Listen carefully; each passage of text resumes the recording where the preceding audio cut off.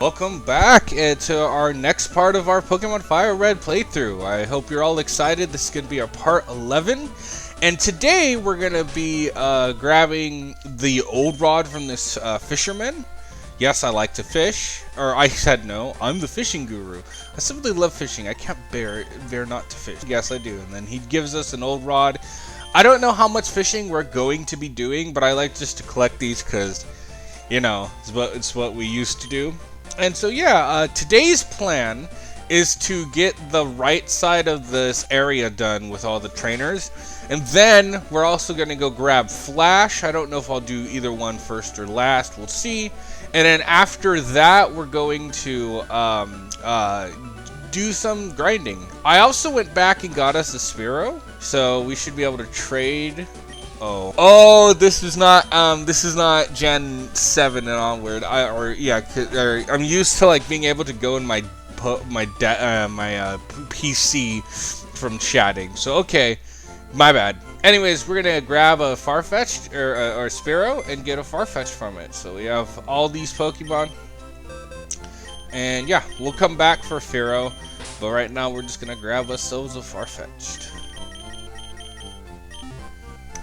Yeah, I wanted to get a Farfetch'd. I know there's a Mr. Mime we can get, but I don't have an Abra, and I don't know if I'm going to go back for it right away, but we will get Mr. Mime at some... Here's a Spearow. Spearow will be sent to Elisa.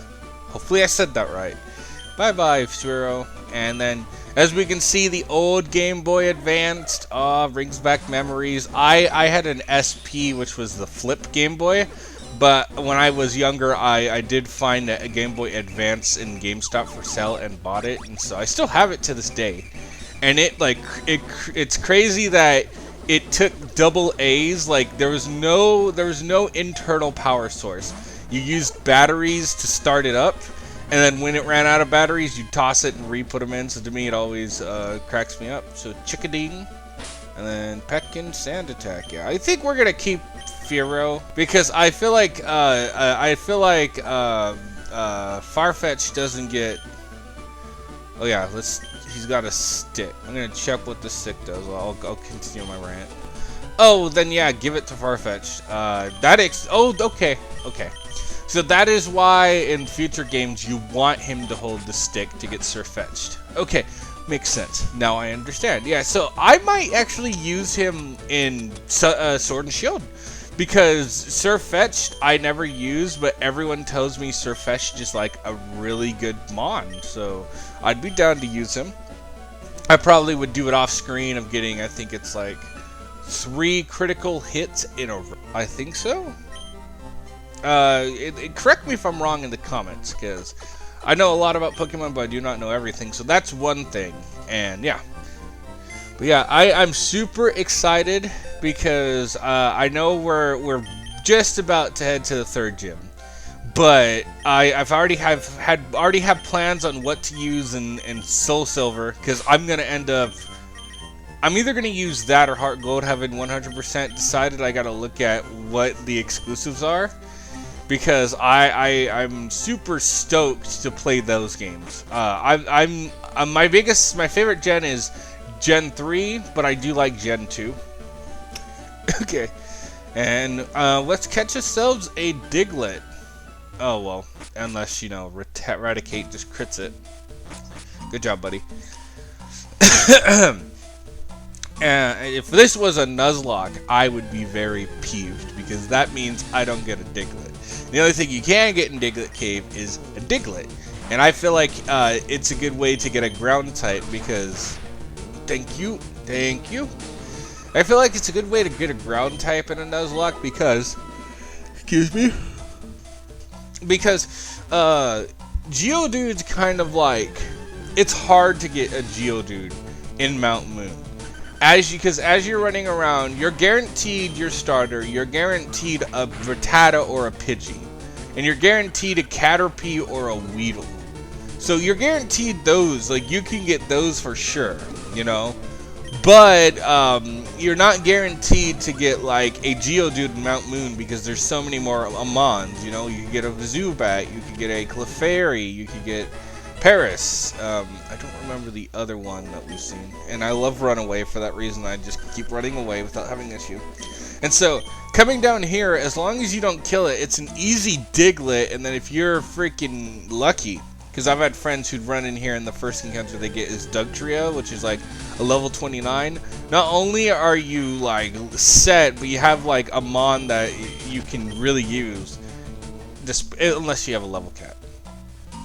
Alright, so I know this house is where we get Mr. Mime, so I'll go in and show you. A fainted Pokemon just has no energy left to battle. It can still use moves like Cut, though. Oh, yeah. I'm looking for the Pokemon Abra. Want to trade my Mr. Mime with it? We don't have Mr. Mime, so I said no, or Abra, but yeah, I like Mr. Mime. Okay, well, we're off. And this guy was important, that's why I came here. It was Remy and Professor Oak's aid. If your Pokédex has 10 species, it's supposed to give you something. He entrusted me with Flash. Do you have 10 Pokemon? Yes, I do. I have 30 kind. That's what I told Blue. So now we get Flash, and this was like... I remember as a kid, and even as like an adult, I feel like that's one of the my tricky HMs to get. I think it's a great puzzle because... you know, you find this out of place cave and you don't think nothing of it, but when you go through it, you know, it has a purpose. Yeah, I just want to talk to him. So we went outside and Pokemon didn't have Flash. That was the hint as well. You talked to him. Wanted to show that. I remember as a kid, I hated the part of Rock Tunnel because I never could like figure out how to get through it without Flash, and it like I couldn't as a kid, so I remember just going through this cave in frustration to be like, oh, maybe this is a shortcut. Okay, let's see if this works. Yeah, it says I flippin' thought. Okay, so word to the wise, don't use an escape rope unless you've come from the opposite entrance. Fuck.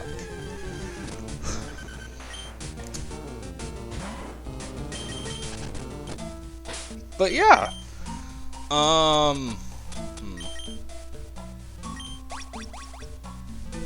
Anyways, I keep getting lost on my train of thought.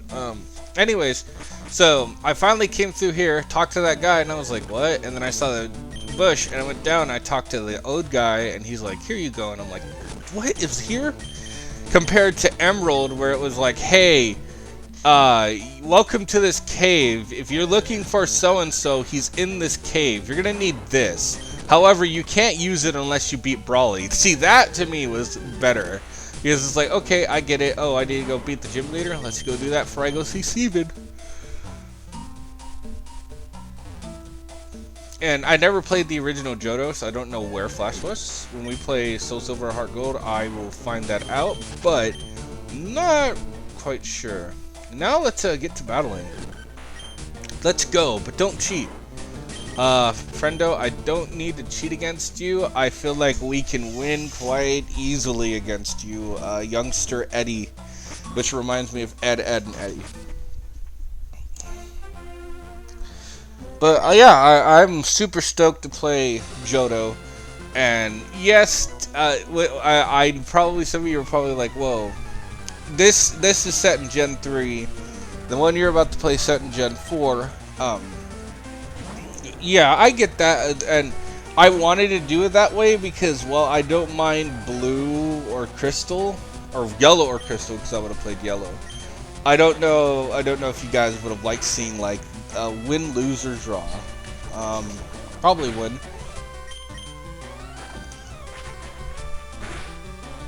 So there's but yeah, so I'm doing this because these are the most updated version on them that isn't Let's Go.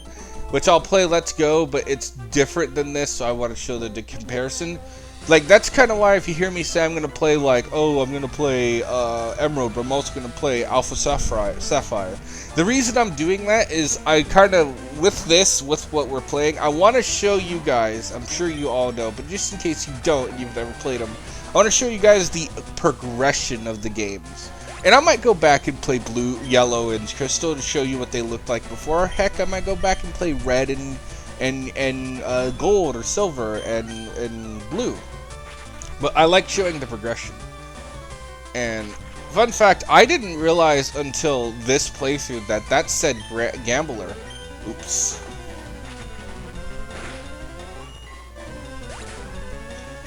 Okay, I meant to switch. I hope I didn't kill a Pokemon in there.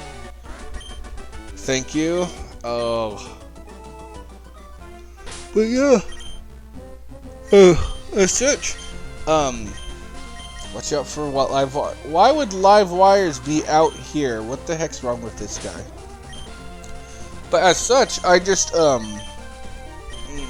kind of, as I said, I just want to show like a case study of how these things evolved, and then we can go meet the older games. But like to me, Gen 3 is like really when they hit it, because Gen 3 is full in color.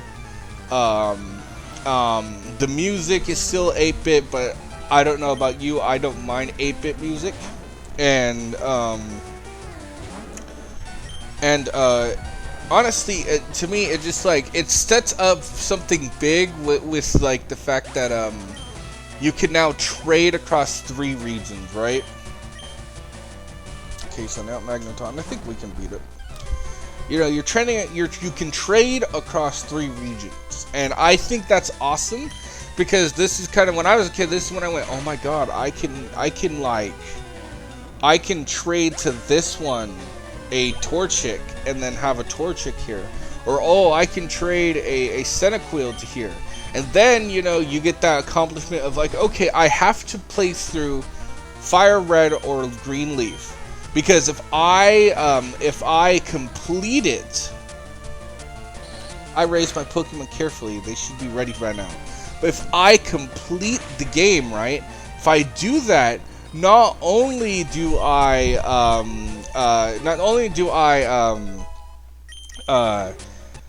what's the word? Not only do I get to trade some rare Pokemon to my Emerald save, but I could like, and I did this as a kid, I would still do this even as an adult.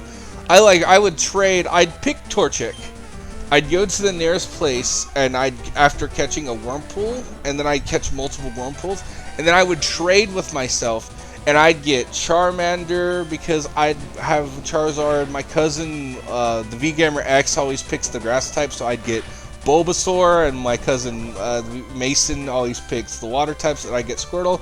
So I'd have Torchic, Charmander, Squirtle, and Bulbasaur, which as a kid wasn't the greatest team because not a lot of variety and type advantage.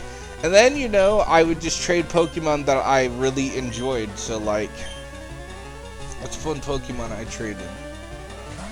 Pikachu, of course, because just Pikachu and Eevee. And so, you know, I had a bunch of Kanto Pokemon with my Hoenn. Nowadays, what I like to do when I get to like Generation 6, is, or 6 or 5. But what I really like to do is to be like, okay, so I'm gonna pick a Pokemon from each generation, and they'll just be my Pokemon. And I love doing that.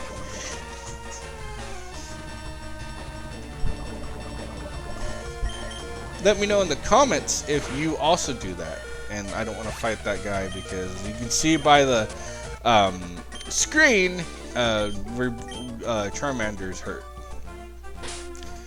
An effect that I kind of miss, you know. I know it probably on like current day models wouldn't really look all that good, but I really like how it buffers and the entire screen kind of like pulses because it's like the Pokemon's taking damage.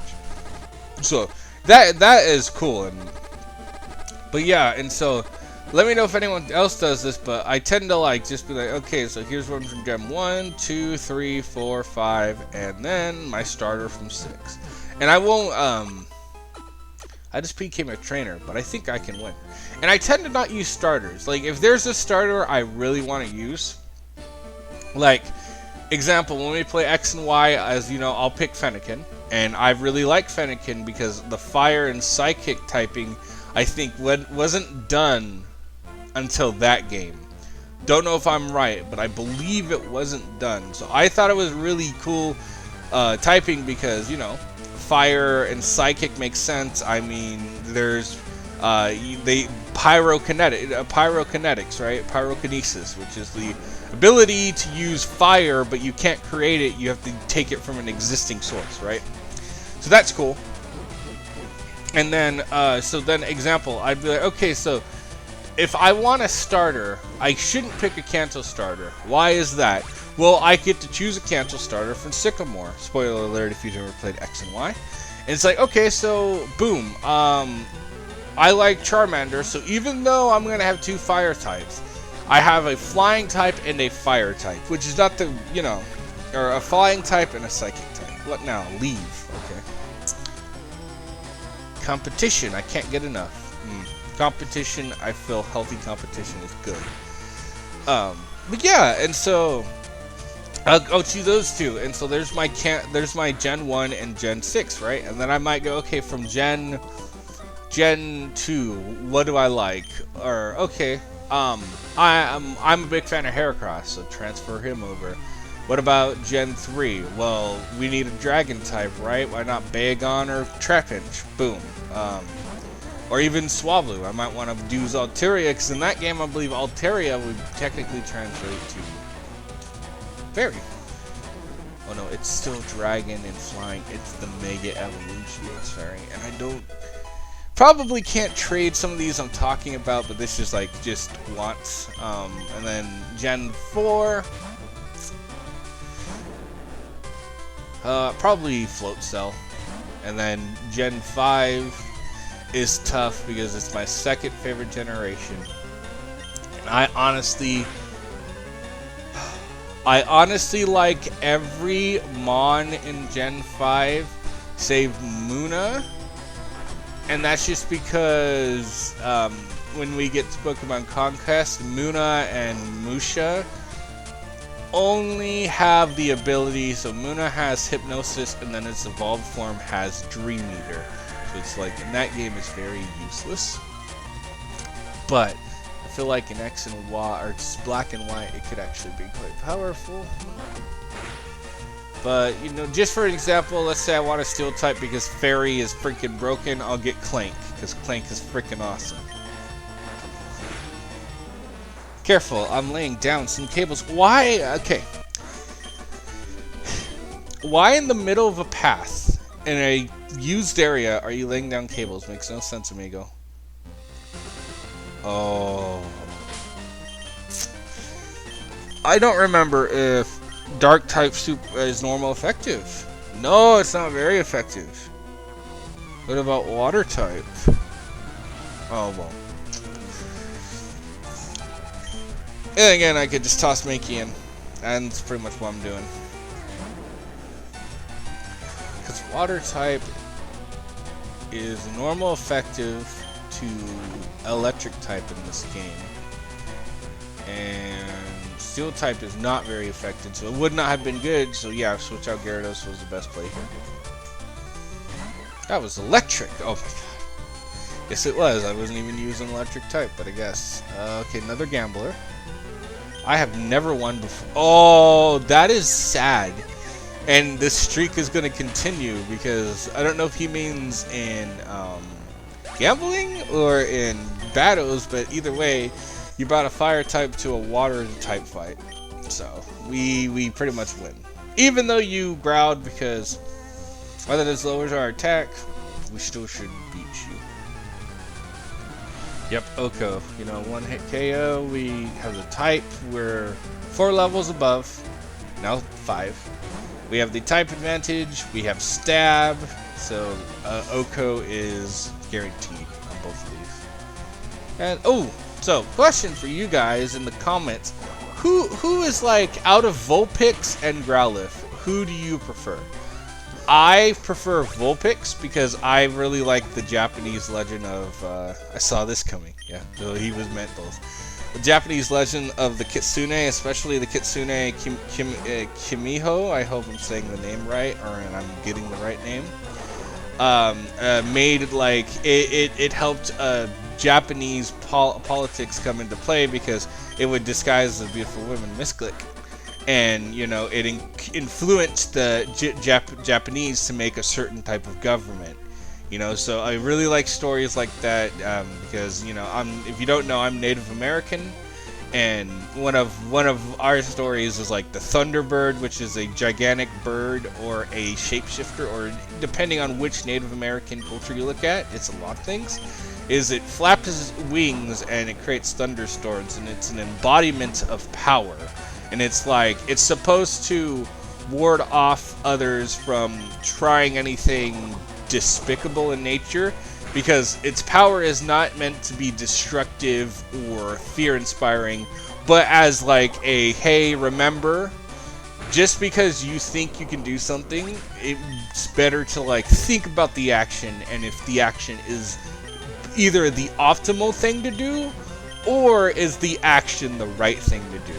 And I personally love that about the Thunderbird, because it's just, to me, one of the coolest legends in Native American folklore. Of course, there's the Wendigo and the Sisuto in Canadian Native American folklore. I'm the best in my class. I train every morning. So there's many Native American mythologies that I'm a big fan of, and that's why I think I really like Vulpix, is because I like every mythology I've looked into, and I've looked in Japanese, Chinese. I've even looked into some African and Turkey, African and Turkey. So it's interesting to me how a lot of these countries overlap with myths. That is one of my favorite things, because look at dragons, right? Every country has a story of a dragon, be it the traditional dragon in Europe, in the United Kingdom tale, the beast with wings and a bulking body, or be it in Japanese and Chinese culture, a slender dragon that uses the wind to fly on, and it has kind of whiskers. Or even go to Mexico with we have the Aztecs, Quetzalcoatl, it's a dragon, but it's a bird dragon. So every culture has a dragon relevant, even Native American, because Native American doesn't just translate to those in North America. It's South America and North America. It's basically the Aztecs, the Incans, and the Mayans, while are normally not considered Native Americans, are in fact Native American, because they were born and raised in the Americas. And so that is that true. And then, oh, hang on a second. Okay, done. A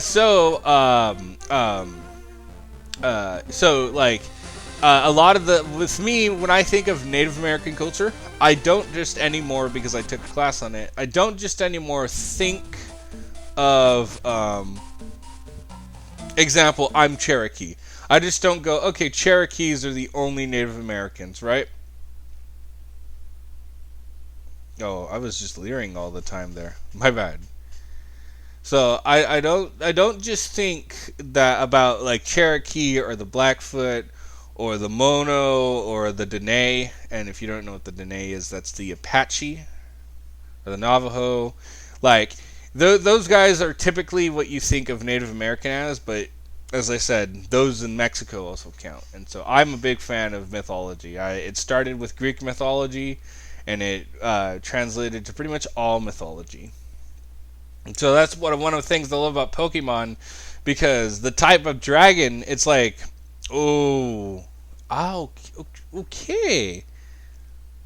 Come on, yes! Okay, no, we're gonna get out of here. Anyways, that sucked. Anywho. Okay, sorry, we're just doing that special button we have. Trying to get back there. Anyways, that's what I love about the dragon typing, is because most of the dragon typing you can see oh yeah, this is inspired by this mythology. Rayquaza is very much a combination, its face reminds me of a dragon you could see an Aztec kind of depicting as a dragon, and then its body very much in body lies is crap. I can't even think of the word. Sorry. Eastern dragon, like Japan and China. There we go. The Asian kind of depiction of the dragon, right? So this is why I love looking at all the types of dragon and stuff. But yeah, we're gonna grind. As you can see, we're grinding. I set that up, so there's not gonna be any sound in this part. But yeah, we're gonna grind this up. We're gonna get to a level 24 on all of these guys. And then we're going to go attack Surge. And I'm sure this is going to kill me, so let's heal up. Yeah, I don't know if that was a high roll or a low roll. And so if you hear me say that, it's just Gen 3, you have a chance to either deal a high amount of damage, and it makes you go, okay, well, I can't live that.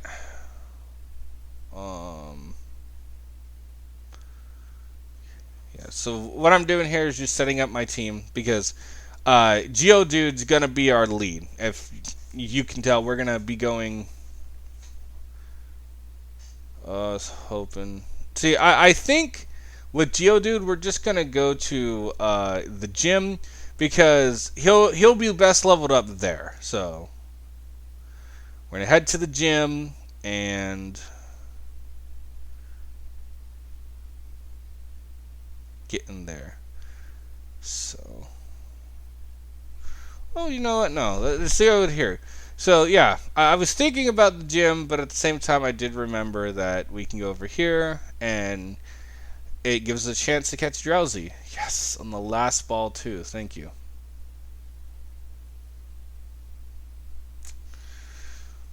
Oof. Okay. Anyways, talk about mythology. Kind of like I get super excited, but anyways, yeah. So, 30 Pokeballs. Yeah, I think that's enough. As you can see, we have a lot of money from just all the battles. So once we get Geodude to level 24, we're gonna go straight to Surge because Geodude should be able to handle anything Surge can throw at us. I don't think any of his Mon have Dig, thankfully.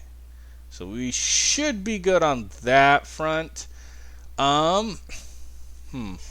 Anyways, the thing in ahead, but yeah. So that's why I left like mythology after all that rant. But yeah.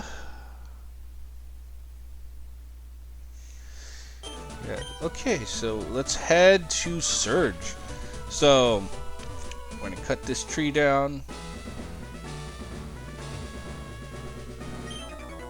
There. Now we're going to battle some, they're going to battle this guy. This is no place for kids, you're not even if you're good.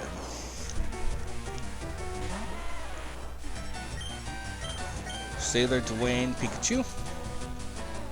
Geodude. Magnitude.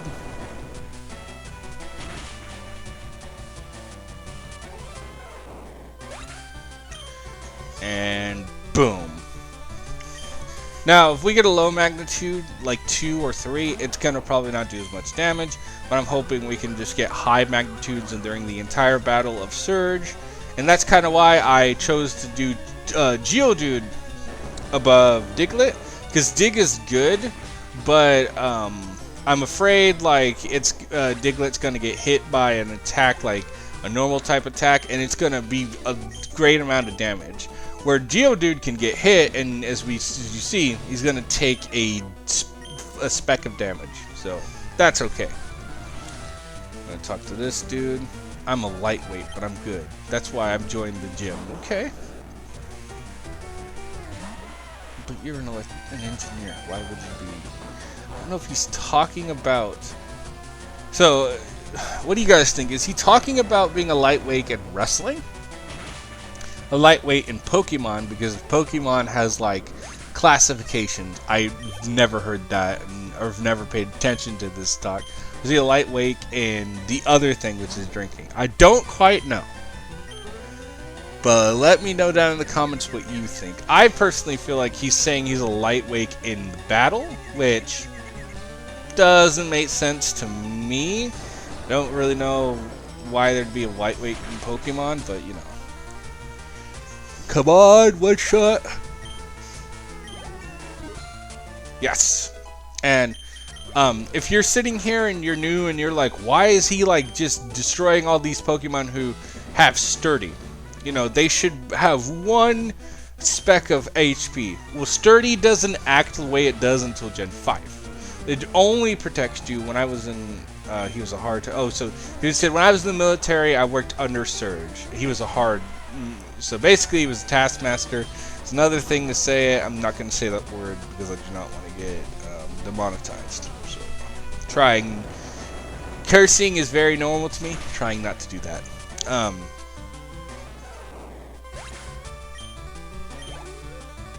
Crap, I can't remember. Oh, Sturdy. Sturdy. So Sturdy only protects you from one-hit KO moves. So Drill Horn, Guillotine. Stop, you're very good. That kind of stuff doesn't... that's what it stops. And we get to do a fun puzzle. So this will be quite fun. Go down all these aisles. Just keep clicking on the trash. There it is. Okay, so this is tricky. Oh, I re-clicked it. What the heck? Okay, good. Okay, this is tricky because... Oh my god, really?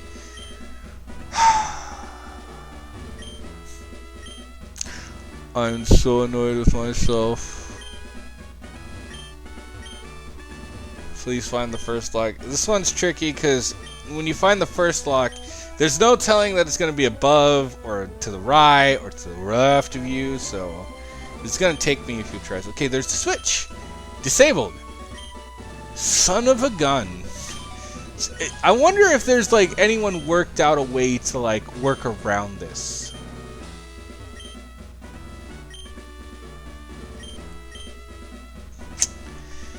Oh, I'm getting really annoyed with this. Okay, you're not helping. I'm trying to... Okay, it's either up, down... Okay. Please be up. I'm talking to these guys to see if there's any clue. Please.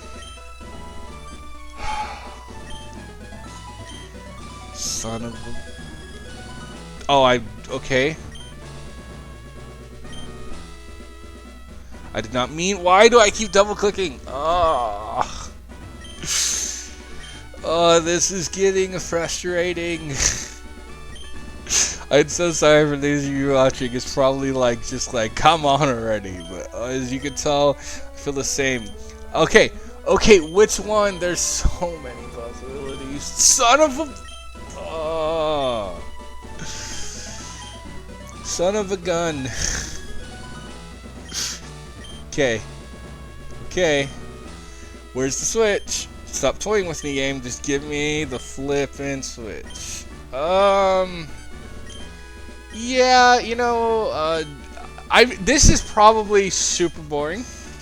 So, and I just reset it again. So I'm probably gonna end this here. I'm gonna. Oh, wait, yes. Okay, so we're gonna end this here. I hope you all enjoyed this video. Please drop a like and subscribe if you did. And next time we'll be tackling Surf. Please do let me know if you prefer Vulpix or Ground.